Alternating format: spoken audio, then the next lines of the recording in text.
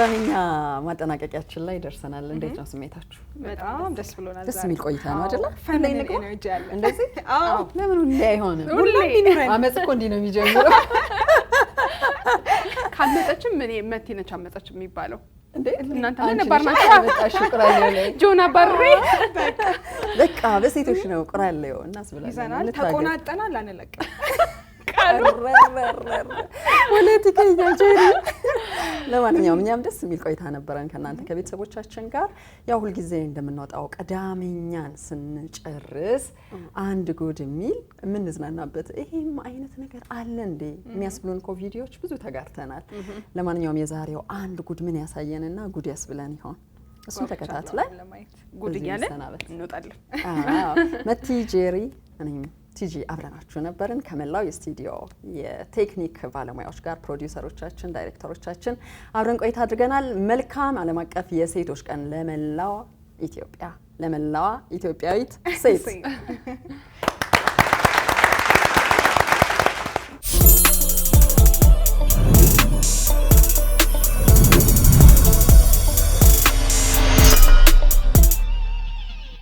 ሰላም አንድ ጉድ ተጀምሯል። አንድ ብለን ብዙ ጉዶችን ልናወራ መተናል።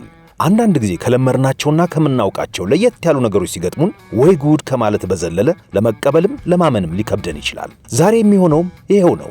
እስኪ አንድ ጥያቄ ልጠይቀው። ጥቁር ዶሮ ገጥሞት ያውቃል?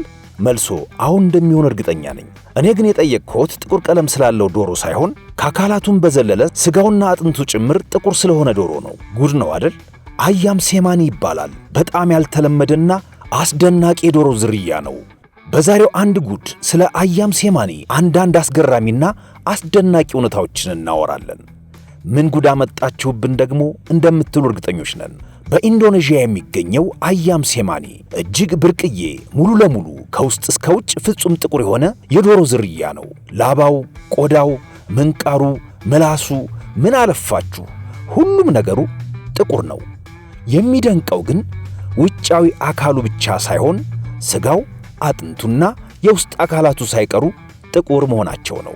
መነሻው ከኢንዶኔዥያ ጃቫ ደሴት እንደሆነ የሚነገርለት አያም ሴማኒ ስጋው እጅግ በጣም ውድና ልዩ በመሆኑ ምክንያት የላምበርግኒ የዶሮ ዝርያ ተብሎ ይጠራል። አያም ሴማኒ ምንም እንኳን ገጽታው ሲታይ ከነጥቁረቱ አስፈሪ ቢመስልም በጣም የተረጋጋና ወዳጃዊ ነው። ለመሆኑ ምን አጠቆረው? ደሙስ ጥቁር ይሆን? ምን መሰላችሁ? ይህ ሙሉ ጥቁር ቀለም የመጣው ፌብሮሚላኖስ በተባለ የጄኔቲክ ለውጥ ምክንያት ነው። ይህም ከወትሮው 10 እጥፍ የበለጠ ሜላኒን እንዲኖራቸው ያደርጋል። የሚገርመው ግን ምንም እንኳን ሁሉም ነገሩ ጥቁር ቢሆንም የዚህ ዶሮ ደም ግን ጥቁር ሳይሆን ጥቁር ቀይ ነው። እንቁላላቸውስ ነው ያላችሁኝ? አይዟችሁ፣ እንቁላላቸውም ጥቁር አይደለም። እንቁላላቸው ክሬም ወይንም ቀለል ያለ ሮዝ ቀለም አለው። ወይ ጉድ ማለታችሁ አይቀርም። ሌላ ጉድ ልጨምርላችሁ። አያም ሴማኒ ስጋቸው በዓለማችን ካሉ እጅግ ውድ የዶሮ ዝርያዎች በጣም ውድ ነው።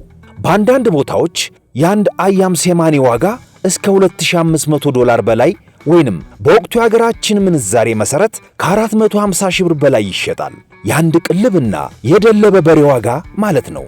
ታዲያ ከዚህ በላይ ጉድ የሚያሰኝ ነገር አለ? የዛሬው አንድ ጉዳችን ይህ ነበር። መልካም ሳምንት። ቻናሏን